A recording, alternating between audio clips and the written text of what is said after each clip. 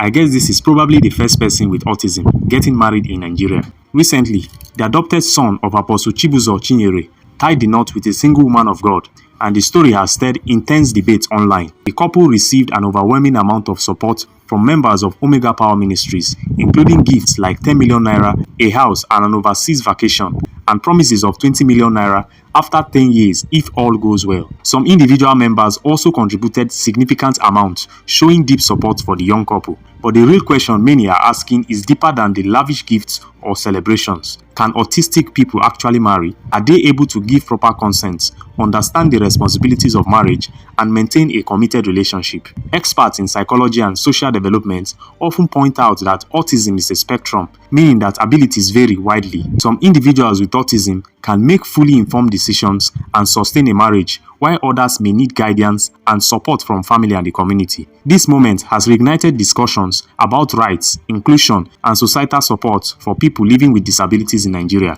showing how complex and emotional these subjects can be. Even as many celebrate this wedding, some critics are raising very serious questions. They ask, is this truly a choice made with full understanding, or are family or religious influences overriding the autonomy of a person with autism?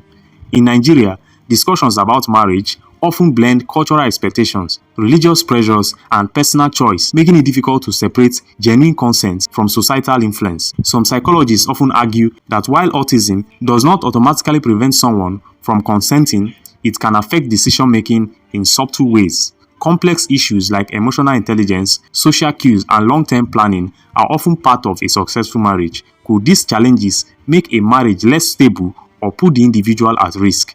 Critics are not just questioning the family or the church, they are questioning society's readiness to protect vulnerable individuals even when intentions are well-meaning. On the flip side, supporters argue that love, faith, and community support can provide the structure needed for a successful marriage.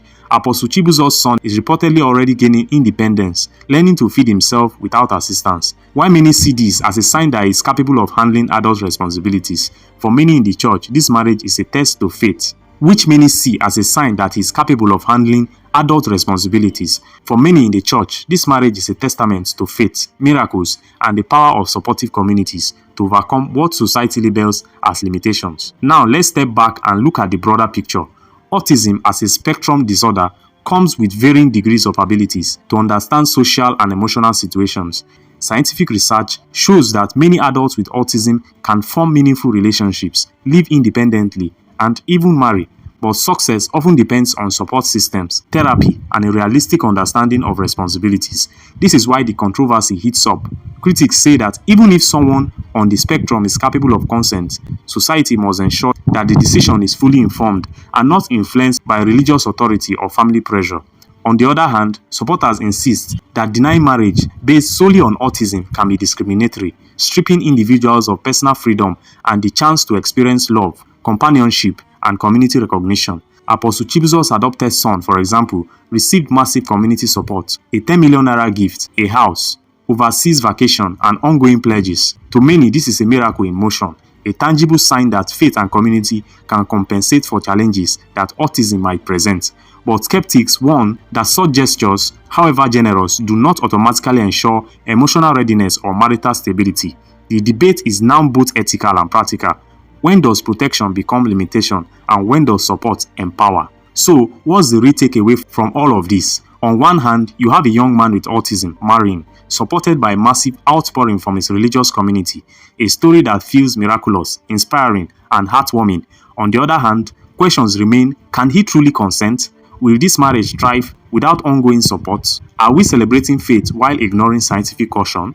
This is exactly why the story is so controversial. It challenges society to balance belief, love, and personal freedom against the responsibility to protect those who may be vulnerable. It forces us to ask, should exceptional cases like this be celebrated, or should they spark a serious conversation about autonomy, consent, and the limits of miracle? Whatever your view, one thing is clear: this isn't just another viral story, it is a debate that touches ethics, religion, science, and culture.